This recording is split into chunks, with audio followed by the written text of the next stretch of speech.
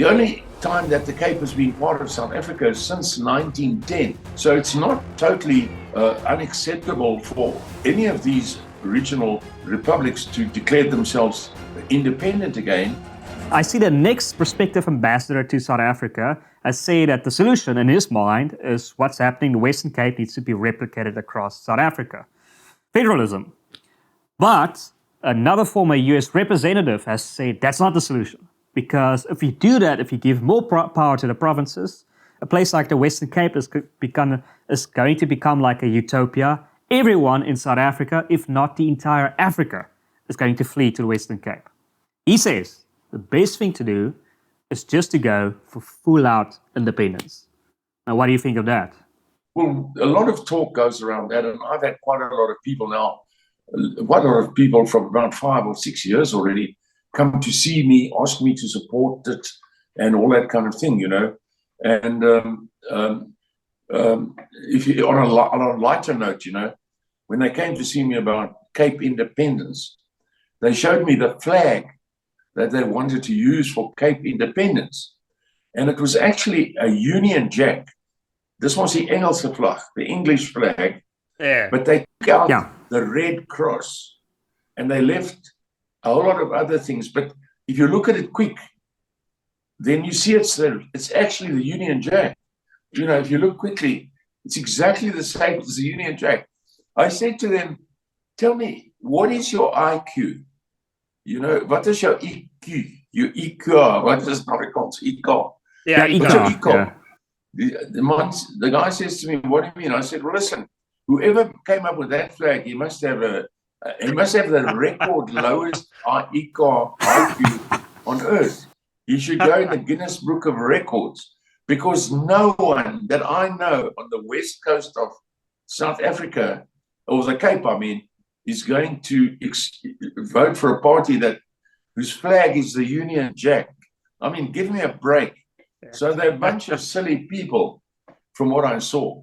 But if you take the general idea of the Cape being independent, look, for hundreds of years, for 200 years, the Cape was totally independent of South Africa.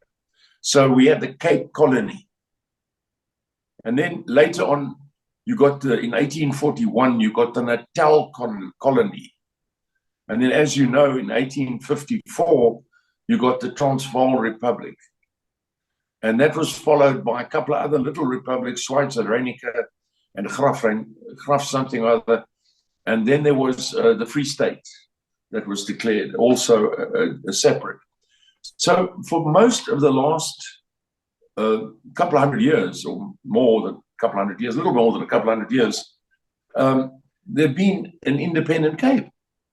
So it's not like it's a new thing. The only time that the Cape has been part of South Africa is since 1910. So it's not totally unacceptable for any of these regional republics to declare themselves independent again. You know, there's nothing wrong with it. If it's sensible, well, it's difficult to say. As you said earlier on, South Africa is streaming with black people, not from South Africa alone, but from all over Africa, streaming down here, because here they can knock on a door and they can get 300 rands a day. In their own countries, they can't even make 3 rands a month. And I'll tell you why I know that, because it wasn't long ago that we were employing, myself and several other guys were employing people on the Zambezi River to build a fishing camp for us.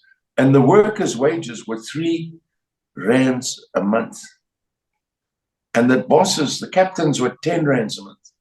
Wow. And the chief was 30 rands a month.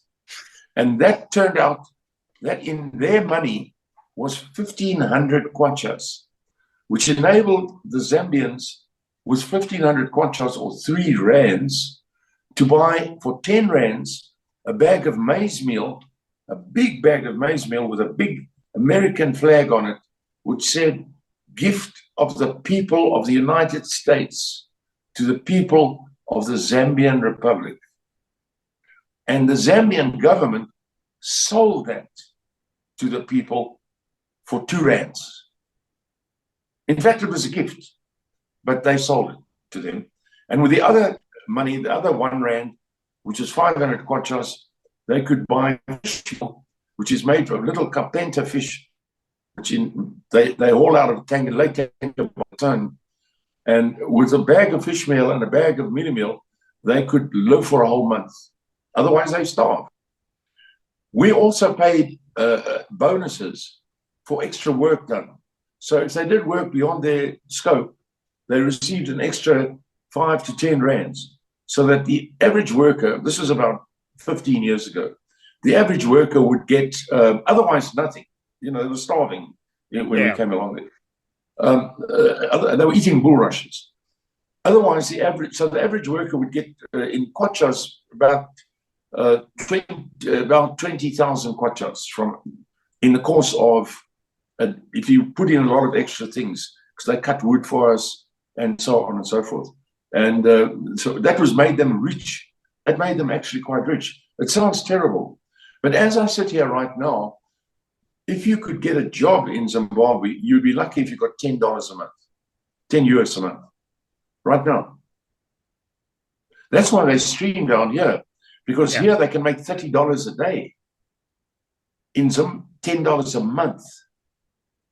Work it out. That's why they're here. And you know how they get here? They walk, or they take a bus. They suffer to get here. They never see their children for a year at a time, just so that they can come and work for the white people in this area. Because black people don't employ black people. They don't employ black people. So hard, but very, you're talking to the white Malema. Yeah, well, the reason why I mentioned this isn't Cape Independence the middle way in this drama, because the Afrikaners, at least the leadership, don't seem like they want to leave South Africa, but the United States want to help.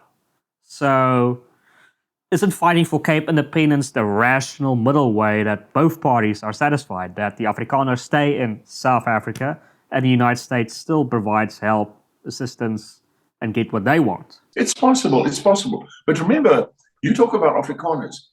Fair enough, a lot of them are Afrikaners. But taking our white farmers out of this country to let them go and farm, a lot of them have gone, and some of my friends have gone to farm in Canada. The Dutoys, who used to own where the Dutoys Curve tunnel is, in the biggest tunnel in Africa. That family, the Dutoys, they all live in Canada. They sold the whole X River Valley, and they moved to Canada. And so losing our farmers, to me, if I'm going to stay here, that's not such a good idea. We need to keep these guys here, we really don't want them to go. But for them, it's a very wise thing if they do go, because they will, over there, they won't struggle to feed their families. I've got a 30-year-old daughter in America. She earns 300,000 rands a month. I mean, she's 30. She's a vice president, Elon's sister. She doesn't work for Elon, she works for herself. She's 30 years old. How on earth? Here in South Africa, if she was living here, she'd be getting 7,000 rands a month or something, working for Checkers or something, you know what I mean? No. So it would be, anybody who does go, they've made a good decision, but it's wrong for us to lose these people. I said to the black people on the radio the other day, the black people think, well, if all the white people, I wake up tomorrow and all the white people are gone, oh, that'll be nice. And then the white people also thinking, if I wake up tomorrow, all the black people will be gone. But the truth is, we actually need each other in this country. We need each other. We need the blacks. The whites need the blacks need the whites. There's no reason for this continual fighting or being funny with each other all the time. There's no reason for it. There's no reason. And coming to your question of what a solution is, I was very friendly in the 80s and 70s with John Foster. He used to call me Boet, and P.W. Botha, who used to call me Mr. Musk. I don't know why, because I was just a kid. But at any rate, I knew them quite well. And they were really struggling, especially P.W. Botha. to find a solution for South Africa.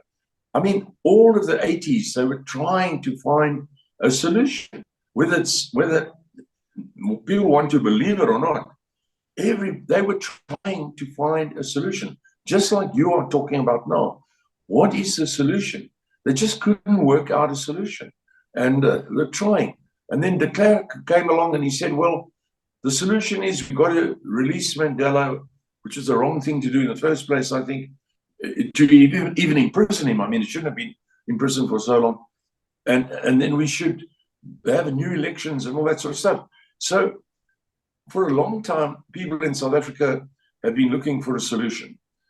The solution now to even break South Africa up even more, to go back to the old Cape colony, well, it's probably will work. But again, they all will want to come here for work. They will all be at the borders struggling for work, to try and get work, if you know what I mean. And what are we going to do? So if you go to Cape Town now, to Langa and these places out there, other side Muizenberg, the shacks stretch for as far as I can see. As far as you can see, that's how many shacks there are. It's like 3 million people there, or something like that. Or maybe I'm wrong, but it looks like there's 3 million people there. And they're all here already to just work for the white man. They don't give jobs to each other. They all come to work for the white man. That's the honest truth. That's the honest truth. That's the honest truth, and it's very unfortunate. Yeah.